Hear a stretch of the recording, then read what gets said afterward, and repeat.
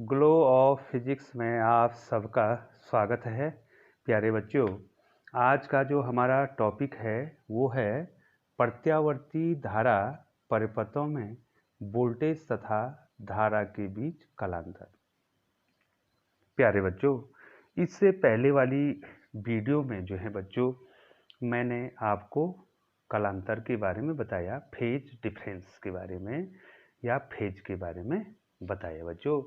अब बच्चों होता क्या है बच्चों, यहाँ पर हमारे पास प्रत्यावर्ती धारा का समीकरण क्या है बच्चों, I is equal to I zero sine omega T. जहाँ पर जो है बच्चों ओमेगा बराबर होता है, जो कोणीय वेग है वो होता है कोण बटे समय। जो कुंडली है वो कोणीय वेग से घूमती है, ठीक है बच्चों। और इस प्रकार से जो है वो जो है कितना कोण बनाती है, थीटा कोण बनाती है टी समय में। तो यहाँ पर थीटा कितना हो जाएगा बच्चों, थीटा को हम क्या लिख सकते हैं, ओमेगा टी लिख सकते हैं बच्चों। देखिए ध्यान से देखिए बच्चों, इसी प्रकार से जो वोल्टेज है उसका समीकरण हो जाएगा V zero sine omega T. यहाँ पर बच्चों, यहाँ पर आई जीरो ये धारा का शिखर मान, अधिकतम मान, या इसको आयाम भी कहते हैं बच्चों। और यहाँ पर जो V0 है वो है वोल्टेज का शिखर मान, ठीक है बच्चों, शिखर मान या आयाम जिसको हम कहेंगे बच्चों। अब बच्चों आपको यहाँ पर एक ध्यान देना है, कला क्या है यहाँ पर, दोनों में कला क्या है, कला फेज क्या है यहाँ पर देखिए बच्चों। तो यहाँ पर जो है जो साइन का कोणांक है, ये देखो बच्चों, ये साइन का कोणांक है, ये फेज है बच्चों। इसको फाई द्वारा दिखाते हो, तो फाई कितना है बच्चों हमारे पास, ओमेगा टी है। और ये ओमेगा टी किसके बराबर है बच्चों, थीटा के बराबर है, ठीक है बच्चों। अब हमको ये आपको बताना है कि फेज जो है किस पे निर्भर करेगा। तो इसके लिए जो बच्चों हमने बताया था कि जो आवर्तकाल होता है t बराबर होता है 2 पाई बटे ओमेगा। अब ये कहाँ से आया, इसको आपको पहले ही बता रखा है बच्चों कि ओमेगा बराबर होता है 2 पाई एफ, एन की जगह एफ ले लिया मैंने, तो एफ कितना हो जाएगा, फ्रीक्वेंसी कितनी हो जाएगी बच्चों, ओमेगा अपॉन 2 पाई, ये इसकी फ्रीक्वेंसी हो जाएगी। और जो आवर्तकाल है वो इसका उल्टा होता है, ये देखिए बच्चों। तो कितना हो जाएगा बच्चों, जो आवर्तकाल हो जाए उल्टा हो जाए, इसका उल्टा करो तो कितना हो जाएगा बच्चों, 2 पाई बटे ओमेगा, ठीक है बच्चों। अब यहाँ पर देखिए बच्चों, फाई बराबर ओमेगा टी है, तो चूंकि टी बराबर होता है 2 पाई बटे ओमेगा, ठीक है बच्चों। तो t इंटू ओमेगा बराबर हो जाएगा 2 पाई। यहाँ से ओमेगा का मान निकाल सकते हैं, जो कोणीय वेग है उसका मान होता है 2 पाई बटे टी।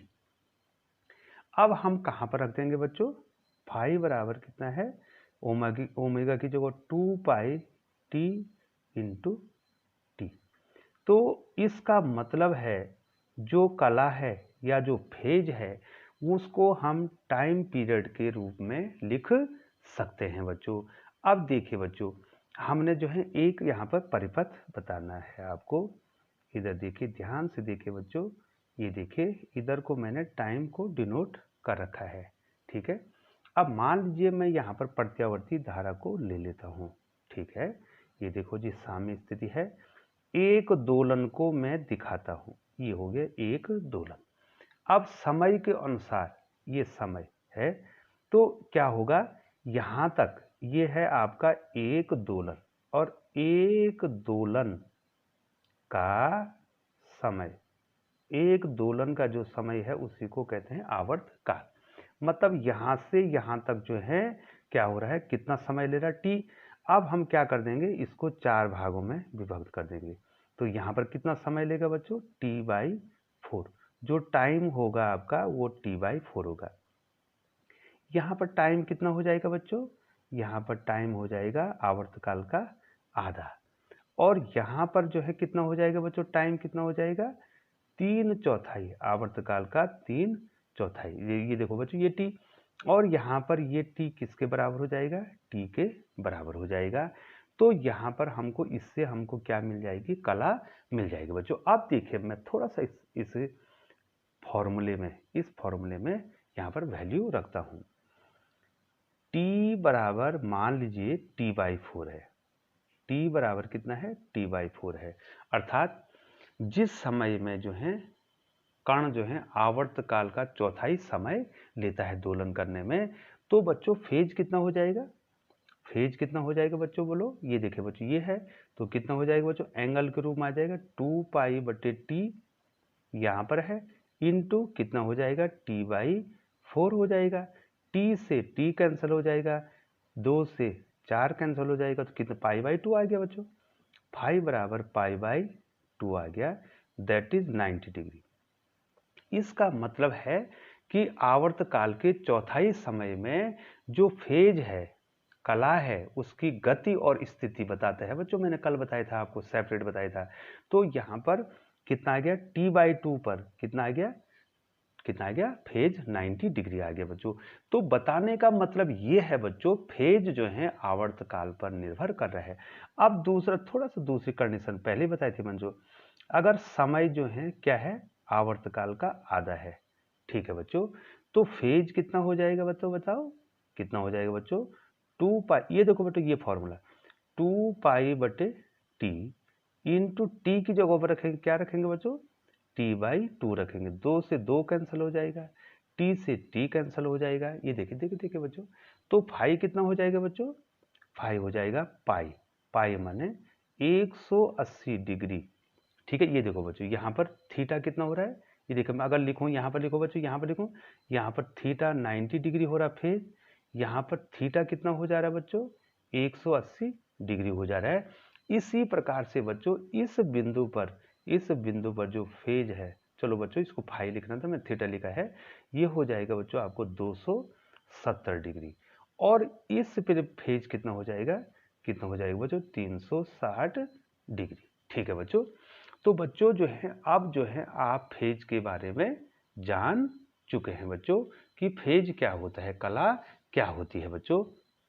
अब बच्चों देखिए होता क्या है बच्चों, प्रत्यावर्ती धारा परिपथों में विभिन्न प्रकार के जो है हमारे पास परिपथ आएंगे बच्चों। तो प्रत्यावर्ती धारा परिपथ में, प्रत्यावर्ती धारा परिपथों में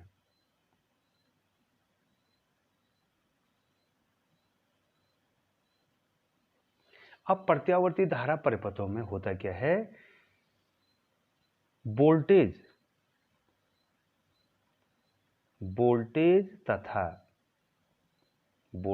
तथा धारा की आवृत्ति तो वही रहती है, धारा की आवृत्ति तो वही रहती है लेकिन, ठीक है बच्चों, क्या होगा, प्रत्यावर्ती धारा परिपथ में क्या होगा, आवृत्ति तो वही रहेगी लेकिन कला जिसको फेज कहा आपने, फेज बदल जाता है। ये बहुत ही महत्वपूर्ण पॉइंट है, इंपॉर्टेंट पॉइंट है। प्रत्यावर्ती धारा परिपथों में वोल्टेज और धारा की आवृत्ति तो वही रहती है लेकिन कला बदल जाती है। अब आवृत्ति का मतलब क्या हुआ बच्चों, बार बार बताया जा रहा है बच्चों, ये कोशिश की जा रही है बच्चों कि आपको ये छोटे छोटे टर्म्स जो हैं आ जाएं। आवृत्ति, आवृत्ति का क्या मतलब है बच्चों, आवृत्ति का मतलब हो गया एक सेकंड में दोलनों की संख्या, दोलनों की संख्या। ठीक है बच्चों, तो प्रत्यावर्ती वोल्टेज, प्रत्यावर्ती वोल्टेज, प्रत्यावर्ती वोल्टेज जो होगा 1 सेकंड में, 1 सेकंड में 50 चक्कर लगाता है बच्चों, 50 चक्कर लगाता है। 1 सेकंड में कितना चक्कर लगाता है? 50 चक्कर लगाता है। ये देखो प्रत्यावर्ती वोल्टेज। और प्रत्यावर्ती धारा भी, प्रत्यावर्ती धारा भी 1 सेकंड में, 1 सेकंड में 50 चक्कर या साइकिल कहते हैं, 50 चक्कर लगाती है। तो क्या हो गया बच्चों? इसका मतलब क्या हो गया? इसका मतलब प्रत्यावर्ती धारा परिपथों में क्या होगा? वोल्टेज और धारा की आवृत्ति तो वही रहेगी, लेकिन बच्चों उनकी कला बदल जाएगी। क्या बदल जाएगी? कला क्या हो जाएगी? बदल जाएगी। और ये निर्भर करता है परिपथ पे। ये किस पर निर्भर करता है? परिपथ पर निर्भर करता है बच्चों। ठीक है बच्चों। अब बच्चों जो है, अब इसमें कभी कभी क्या होता है, ये मैं लिखूंगा नहीं बच्चों, कभी कभी क्या होता है प्रत्यावर्ती धारा परिपथों में क्या होता है, वोल्टेज तो अधिकतम हो जाता है। ठीक है बच्चों, वोल्टेज तो अधिकतम हो जाता है, लेकिन धारा अधिकतम नहीं होती है। और कभी कभी ऐसा होता है कि धारा तो अधिकतम हो गई, लेकिन वोल्टेज क्या नहीं होता है? अधिकतम नहीं होता है। तो बच्चों अब एक आगे और एक पीछे चल गया बच्चों। अगर आगे जा रहा है, अब मैं इसको, ये शब्द बार बार आएगा बच्चों आपके पास, बार बार ये शब्द आएगा, अग्रगामी। क्या आएगा बच्चों? अग्रगामी, अग्रगामी। ठीक है बच्चों, अग्रगामी का मतलब होता है यहां पर लीडिंग,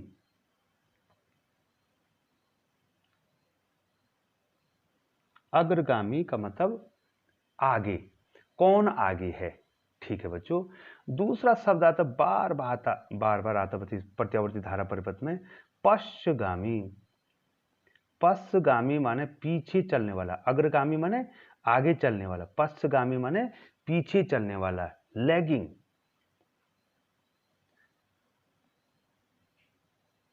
ठीक है बच्चों, ये ठीक है बच्चों। ठीक है बच्चों, कभी प्रत्यावर्ती धारा परिपथों में बहुधा क्या होता है कि वोल्टेज तो अधिकतम हो जाता है, लेकिन धारा अधिकतम नहीं होती है। इसका मतलब जो है धारा उससे क्या है? लैग कर रही है, पश्चगामी है। और मान लीजिए जो है धारा अधिकतम होगी और वोल्टेज अधिकतम नहीं हो गया, ठीक है बच्चों, तो उसमें हम क्या कहें? वोल्टेज जो है क्या है? पश्चगामी है। ठीक है बच्चों। अब इसको हम इसके बाद आपको क्लियर समझाएंगे बच्चों। अब क्या होता है, कभी कभी क्या होता है, प्रत्या यदि यदि वोल्टेज, यदि वोल्टेज तथा, यदि वोल्टेज तथा धारा समान कला में है, समान कला में है, तो क्या होगा बच्चों? उनमें कोई कलांतर नहीं होगा, है तो उनमें कोई कलांतर नहीं होगा। ठीक है बच्चों। अब कैसे कलांतर, अब क्या हुआ ये कलांतर, कैसे कलांतर नहीं होगा बच्चों? अब ये आपको हमें समझाना है। यदि वोल्टेज और धारा दोनों समान कला में है बच्चों, तो क्या हो रहा है? कोई कलांतर नहीं हो रहा। अब इसको बच्चों आपने समझ लिया, तो एसी को आपने समझ लिया बच्चों। ये देखिए बच्चों, थोड़ा मैं इस फिगर को बना देता हूँ बच्चों, फिर मैं आगे आपको बताऊंगा बच्चों। इधर को बच्चों, इधर ध्यान दीजिए बच्चों, ये देखिए ध्यान दीजिए, इधर को जो है मैंने टाइम को डिनोट कर दिया है बच्चों। ये मैं वोल्टेज को बना रहा हूँ बच्चों, मैं एक ही चक्र बना रहा हूँ। ये देखो, ये मैंने किसको दिखा दिया बच्चों? वोल्टेज को दिखा दिया। ठीक है। अब मैं धारा को दिखाता हूँ। ठीक है बच्चों, अब मैं धारा को दिखाता हूँ, ये डॉटेड डॉट डॉट दिखा दिया बच्चों मैंने। ये देखिए, ध्यान दीजिए बच्चों, ये मैंने धारा को दिखा दिया। ठीक है बच्चों, अब मैं आपको बताऊंगा यहाँ पे ये होगी धारा। ठीक है बच्चों, अब इधर देखिए, यहां पर जो है मैं यहां पर निकाल रहा हूं। देखो ये वोल्टेज अधिकतम हो गया है, यहां पर वोल्टेज अधिकतम हो गया है, ये देखो, और यहां पर क्या होगी, धारा अधिकतम हो गई है। ठीक है, जैसे ही वोल्टेज अधिकतम हो रहा है तो धारा भी अधिकतम हो रही है। ये देखो, जैसे ही वोल्टेज शून्य हो रहा है तो धारा भी शून्य हो रही है। जैसे ही वोल्टेज जो है विपरीत दिशा में अधिकतम हो रहा है तो धारा भी अधिकतम हो रही है। और जब जो है वोल्टेज जो है शून्य हो रहा है तो धारा भी शून्य हो रही है। एक चक्र में 2 बार अधिकतम और 2 बार शून्य हो रही है समान रूप से। अब बच्चों मैं आपको फेज का फॉर्मूला जो मैंने बताया था बच्चों, तो फेज का जो फॉर्मूला बताया था बच्चों, 2π/t इंटू टी।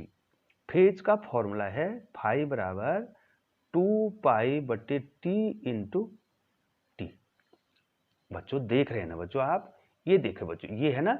अब मैं इस ए बिंदु पर ले लेता हूं, ए बिंदु पर ले लेता हूं, तो फाई वन मैंने मान लिया है वोल्टेज के लिए। ठीक है बच्चों, तो यहां पर जो है कितना होगा, आवर्तकाल का चौथाई, यहां पर आवर्तकाल का आधा। फेज निर्भर करेगा किस पे, आवर्तकाल पे। यहां पर कितना होगा, 3/4, और यहां पर पूरा t बराबर t हो जाएगा। ये देखो बच्चों, यहां पर t बराबर कितना है, t/4 है, यहां पर t बराबर t/2 है, यहां पर t बराबर 3d/4 है, और यहां पर t को t के बराबर। अब φ1 देखो बच्चों, ये माना मैं वोल्टेज के लिए ले लेता हूं, तो कितना हो जाएगा बच्चों, 2π/t इंटू, यहां पर कितना हो जाएगा बच्चों, t/4, ये वोल्टेज के लिए हो जाएगा t/4। तो t से t कैंसिल हुआ, इससे 2 कैंसिल हो गया, तो कितना आया बच्चों, π/2। इसके लिए भी π/2 आया। और φ2 जो है मैं धारा के लिए लेता हूं। ठीक है बच्चों, तो धारा के लिए भी तो वही आएगा। ये देखो, ये सूत्र के अनुसार 2π/t इंटू टाइम कितना है, t/2 है। ये देखो, t से t कैंसिल, ठीक है बच्चों, सॉरी बच्चों, π/4, तो 2 से ये कैंसिल हो गया, तो कितना हो गया बच्चों, यहां पर कितना आ गया, फिर π/2। अब बताओ, ये देखो बच्चों, अब फेज डिफरेंस कितना हो, कलांतर, फेज डिफरेंस जिसको बच्चों हम बोलते हैं कलांतर, कोण के रूप में आएगा। कलांतर बराबर कितना हो जाएगा, φ2 माइनस φ1, जिसको डेल्टा फाई भी कहते हैं। कलांतर देखिए बच्चों, कितना हो गया बच्चों, बताओ, इसका भी π/2 और इसका भी π/2, तो बराबर 0, अर्थात उनमें कोई कलांतर नहीं है, अर्थात वो समान कला में हैं। तो बच्चों अब देखिए बच्चों, कहां पर कलांतर होता है, कहां पर कलांतर होता है, मैं आपको उसको बताने की कोशिश कर रहा हूं बच्चों थोड़ा। अब बच्चों देखिए, मैंने यहां पर 3 ग्राफ बना रखे हैं बच्चों। तो पहली वाली जो स्थिति है वो तो समान कला में है। ये क्या है, समान कला में है बच्चों। क्यों है, क्योंकि देखिए बच्चों, ये वोल्टेज बना रखा ना, ये करंट बना रखी है ना, तो एक साथ 0 से क्या हो जा रहे हैं, अधिकतम हो जा रहे हैं बच्चों। ये देखो, ये करंट भी अधिकतम हो जा रही है, और मैं लाल से दिखा देता हूं, ये वोल्टेज भी यहां पर क्या हो जा रहा है बच्चों, अधिकतम हो जा रहा है। कितने समय में, t/2 समय में, जो समय है आवर्तकाल के आधे समय, सॉरी बच्चों, आवर्तकाल के चौथाई समय में। अब यहां पर क्या हो रहा है बच्चों, दोनों 0 हो जा रहे हैं। ये देखो, यहां पर वोल्टेज भी 0 और धारा भी क्या हो जा रही, 0 हो जा रही है एक साथ। अब यहां पर जो समय है वो कितना है बच्चों, t/2। ये देखो, यहां पर क्या हो रहा है बच्चों, ये देखिए, ध्यान से देखिए, 2 पेनों का मैं यहाँ पर यूज करता हूं। यहां पर धारा भी दूसरी दिशा में, धारा भी दूसरी दिशा में अधिकतम हो जा रही है, और जो वोल्टेज है बच्चों, जो वोल्टेज है वो भी दूसरी दिशा में अधिकतम हो जा रहा है। और कितने समय में बच्चों, आवर्तकाल के 3/4 समय में एक साथ। और यहां पर क्या हो रहा है बच्चों, ये t के बराबर है बच्चों, और यहां पर जो है आपकी धारा भी 0 हो जा रही है, और वोल्टेज भी क्या हो जा रहा है, 0 हो जा रहा है। तो इसका मतलब ये दोनों क्या हैं, समान कला में हैं, अर्थात इनमें कोई कलांतर नहीं है बच्चों। तो स्थिति 1 जो मैंने यहाँ पर बना, चलो मैं इसको इस ढंग से दिखा देता हूँ। ये फर्स्ट कंडीशन है समान कला में, ठीक है बच्चों। अब समीकरण क्या होंगे बच्चों, ये देखो बच्चों, धारा का समीकरण हो जाएगा I = I0 sign omega T, यही फेज है, तो बराबर है वोल्टेज का कितना हो जाएगा V = V0 sign omega T, ठीक है बच्चों।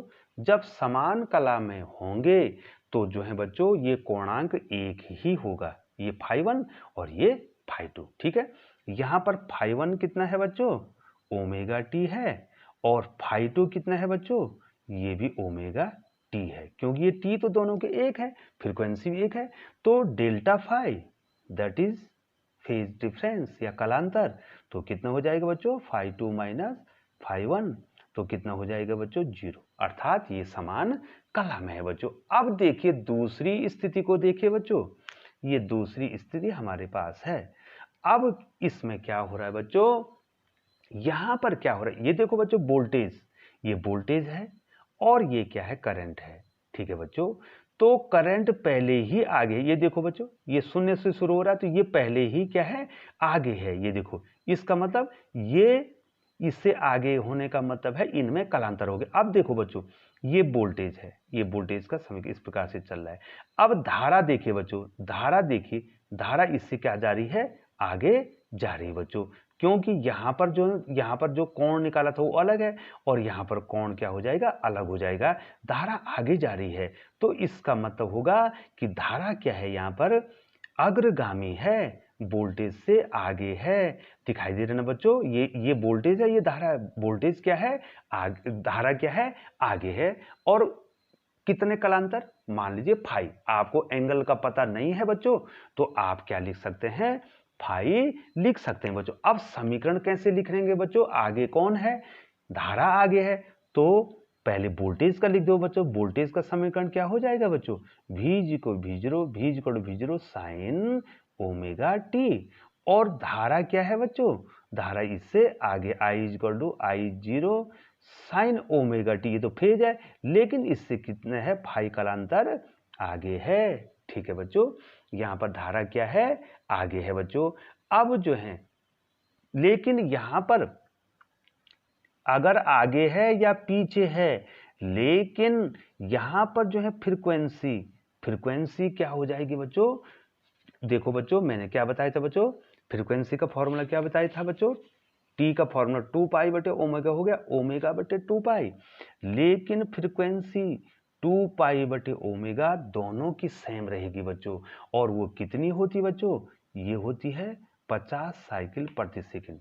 आगे पीछे तो है बच्चों कलांतर, ये फाई कलांतर आगे है बच्चों, ठीक है। ये यहाँ पर कलांतर हो गया, तो अगर इसमें से इसको घटाएंगे तो कितना आ जाएगा बच्चों, यहाँ देखिए बच्चों, अगर मैं लिख देता हूँ, चलो लिख देते हैं बच्चों, देखिए बच्चों, बताइए बच्चों φ1 कितना है बच्चों, यहाँ कितना है φ1 ओमेगा टी, और φ2 कितना है बच्चों, यहाँ पर कितना है ओमेगा टी प्लस फाई है बच्चों। अब कलांतर कितना हो गया, अंतर कितना हो गया, that is difference delta phi, that is φ2 minus φ1, ठीक है बच्चों। घटाओ बच्चों इसमें omega T plus phi minus omega T से ओमेगा टी कट गया, तो फाई कलांतर क्या है आगे है। इनमें इनकी दोनों की कलाओं में इतना अंतर हो, अर्थात कोण में बच्चों, मैंने बता दिया बच्चों, पहले बता दिया, आप ध्यान देंगे बच्चों। अब तीसरी कंडीशन को आपको देखना है बच्चों, अब आप तीसरी कंडीशन को देखेंगे बच्चों। तो तीसरी कंडीशन में क्या है बच्चों, कौन आगे है, आप बताइए बच्चों कौन आगे है। ये देखो बच्चों, यहाँ देखो, ये तो पीछे से चल रहा है, ठीक है। ये देखो बच्चों, ये इतने पीछे, ये प्लस हो गया बच्चों और ये माइनस हो गया बच्चों, तो धारा क्या है पीछे है और वोल्टेज क्या है बच्चों आगे है बच्चों। तो धारा पीछे है और वोल्टेज क्या है आगे है बच्चों। तो यहाँ पर हम क्या करते हैं बच्चों, पहले वोल्टेज का समीकरण लिखते हैं, V = V0 sign omega T, और धारा क्या है बच्चों, धारा क्या है पीछे है, कितने कलांतर, फाई कलांतर क्या है, फाई कलांतर पीछे है बच्चों। तो देखो बच्चों, ये अग्रगामी है और ये क्या है पश्चगामी अग्रगामी है बच्चों। अब बच्चों जो है मैं आपको थोड़ा सा जो है इसको और डिटेल से समझाने की कोशिश करता हूं बच्चों, आपको इसमें ध्यान देना पड़ेगा बच्चों। अब जो है मैं आपको दो तरीके से इसको बताता हूं बच्चों। देखिए बच्चों, अब मैं आपको एक स्थिति बताता हूं बच्चों, ध्यान दीजिए। पहली स्थिति में मैंने लिख दिया धारा अग्रगामी है। धारा क्या है? अग्रगामी है। धारा फाई कलांतर अग्रगामी। ठीक है बच्चों, ये दोनों शब्द मैंने पहले ही बता दिया था बच्चों। लीडिंग, धारा आगे जा रही है। किससे? धारा फाई कलांतर अग्रगामी है। किससे? वोल्टेज से। ठीक है बच्चों, धारा क्या है? वोल्टेज से फाई कलांतर आगे चल रही है बच्चों। तो आप इसको दो तरीके से इन समीकरणों को लिख सकते हैं बच्चों। पहला समीकरण सीधे सीधे धारा क्या आगे है। जब धारा आगे है तो पहले किसका समीकरण लिखूंगा बच्चों? मैं वोल्टेज का लिखूंगा बच्चों, तभी तो मैं जोड़ूंगा। तो मैं लिख दूंगा V = V0 sign omega T. अब धारा अगर आगे है तो मैं धारा में जोड़ दूं I0 sign omega T plus 5। ठीक है बच्चों, पहले तरीके से आप ऐसे लिख सकते हैं। ठीक है बच्चों, अब एक कंडीशन मैं आपको बता दूं। मान लीजिए बच्चों यहां पर दो छात्र हैं। ठीक है, एक ये है और एक छात्र ये है। ये देखो बच्चों, तो यहां पर जो है कौन बड़ा है? यहां पर ये छोटा है और ये क्या है बच्चों? बड़ा है।